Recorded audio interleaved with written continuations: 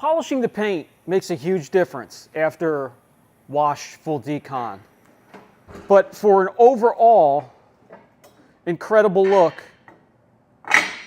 it's all in the details.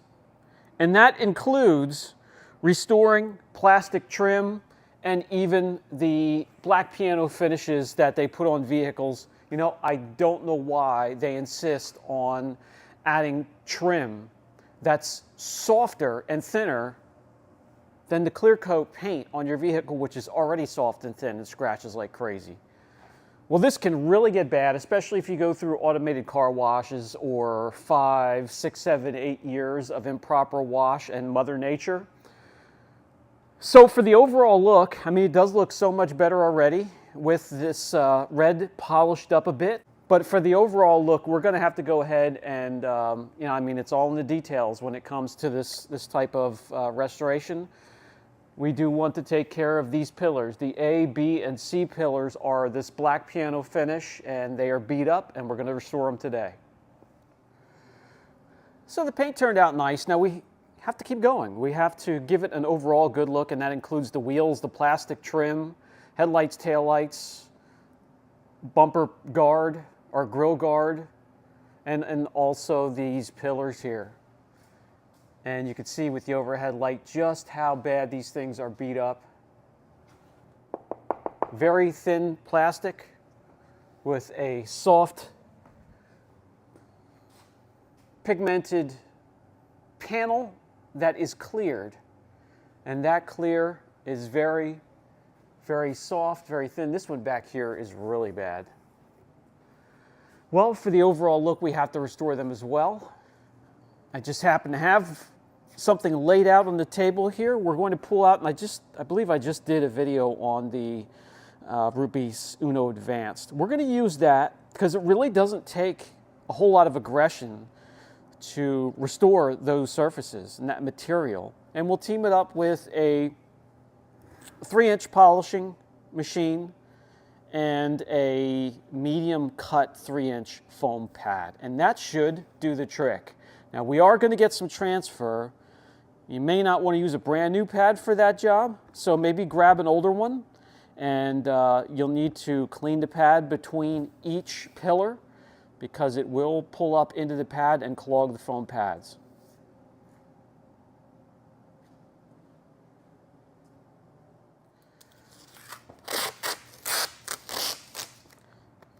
Normally these pillars have rubber grommets or seals or even some rubber trim around the edges of them, and you can very easily go ahead and lay down some masking tape to protect the area. And we'll put one across here to give us a good 50-50 shot, show results. And because these areas are so soft, my friends, you don't need a whole lot of aggression to correct them. And with this, we can correct them. And with this, we can correct them and protect them at the same time. With the nanotechnology and their micro abrasives, this should be the perfect match. Let's give it a try. This stuff you want to shake up and keep shaking it up throughout the process because it does separate.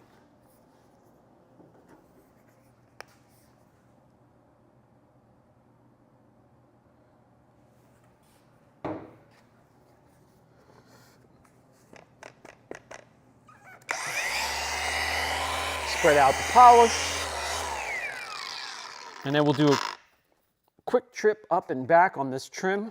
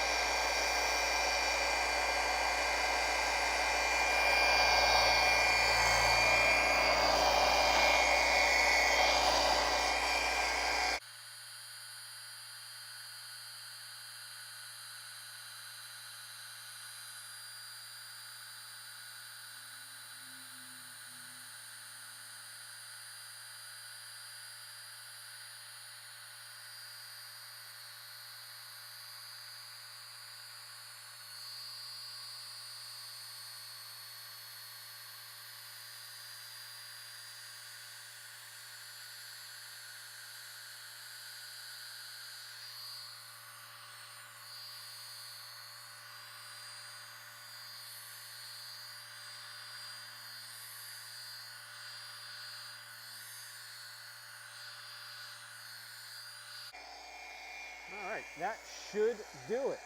Let's see what this looks like. We did use this combination on the paint, by the way.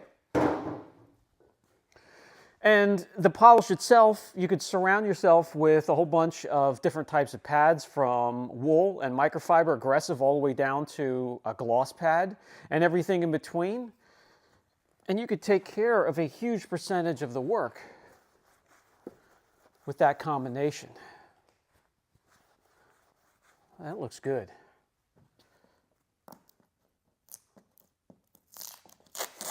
Let me remove the tape. I do notice here we could have gotten just a little bit more aggressive with the choice of the pad, but we did make huge strides so far.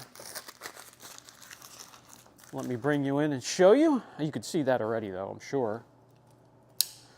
So we are going from this mess to that. Now we are going to have the pitting. It is pitted from sand, rock chips, whatever they may have treated the road with, rock chips. But there is a little bit of swirling left in there. It removed what? I'd say 80%, 75%. So what we're going to do is we'll go back to this pillar back here, which is a real mess, and we'll try to find the perfect combination that removes all those in just one trip or a few passes. And the object is to find something that removes this but doesn't leave a haze behind, which would add another step and really would take up your time. So let's see what we can do back here. We'll mask off this area and get back to work. Okay, so they do make microfiber and wool pads for 3-inch polishers. They do have these mid run-of-the-mill orange foam pads, and they do make Eurofiber 50/50 pads as well for 3-inch polishers. I have this one out. Let's just give this a try. I believe this one here would be a little bit too aggressive and would leave hazing behind that you would have to add another step to. These might be, you know, like the Goldilocks dilemma. This might be the perfect fit. Let's give it a shot.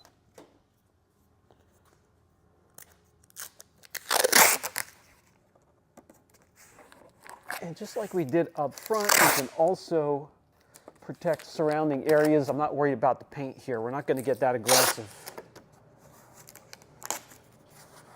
See what we can do with this section here. Let's remove the light polishing pad. And then just something a little bit more, with a little bit more bite.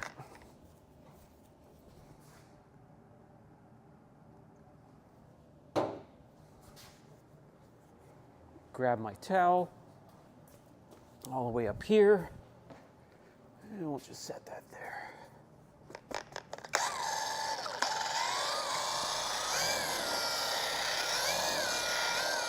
Spread out the polish.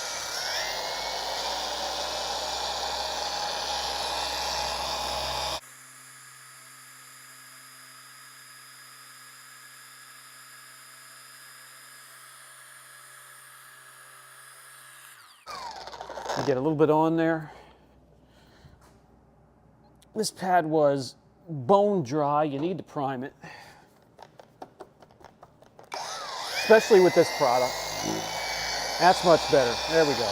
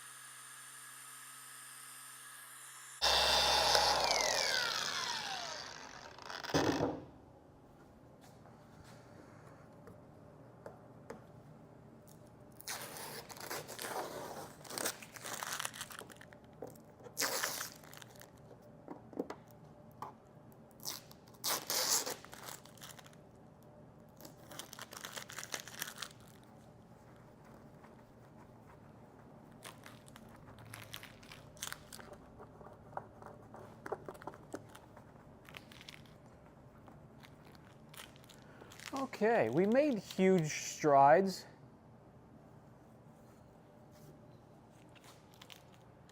And from 5 foot it looks good. Up close we could still see some deeper scratches. They cleaned this thing with a Brillo pad. We did make, I mean, this is bad. We did make some improvement, but it wasn't deep enough to remove those. So we do have this microfiber cut pad out. Let's try it. Again, from back here, a lot of people would be happy, but let's see how far we can go with this plastic trim. Now,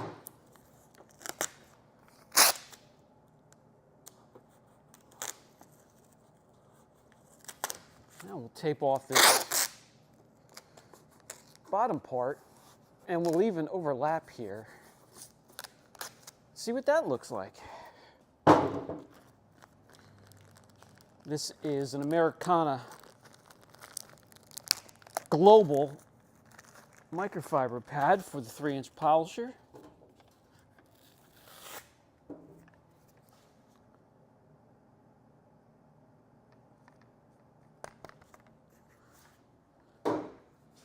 Prime the pad.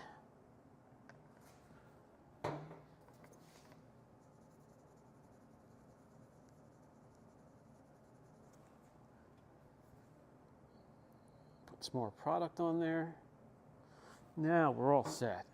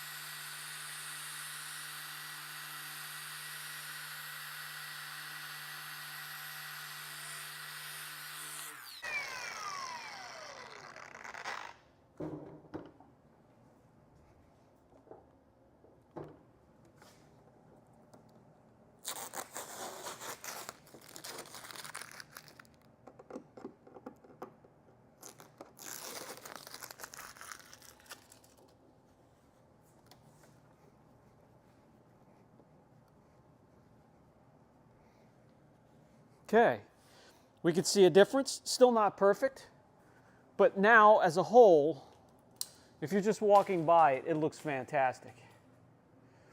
You get up close and you're at the right angle. So this is where we started, and you could see the line that we got a little bit deeper. And we still have a small percentage. Now those might be too deep to chase after. Another pass or so, but you have to know when to call it. Let me know down in the comment section, are you one that would just keep chasing and keep chasing and keep chasing after these marks? Or is there a point where you say, hey,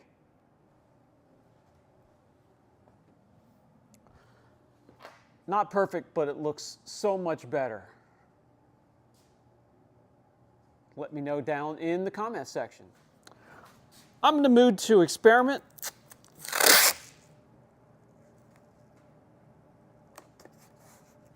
So let me try something.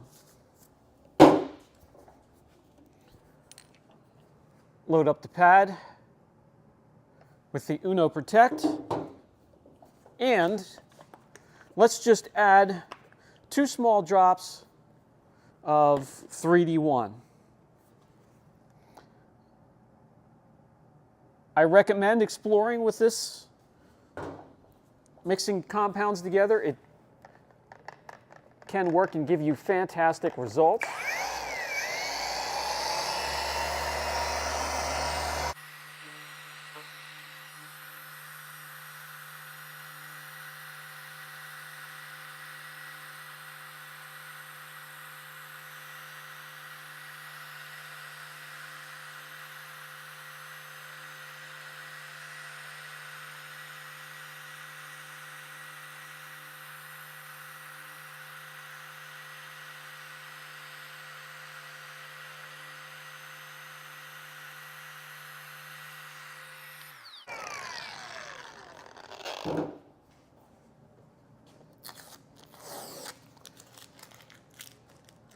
Have we gone too aggressive now? There's going to be a point where we get too aggressive and we leave haze, and we would have to add another step.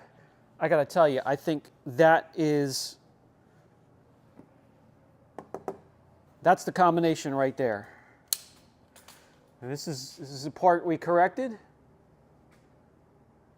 And right here is where we added 3D1. We have a little bit of the deeper scratches, but see how we're getting better? We started with this, then we got more aggressive, and then a little bit more aggressive, and it still hasn't left haze behind.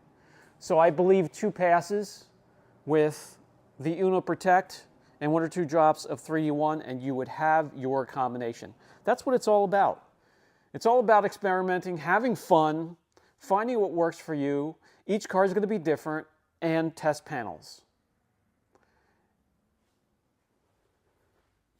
And the whole thing looks so much better. Now, if adding to that and the polished paint, going over the plastic trim and restoring that, this thing is going to look so much better.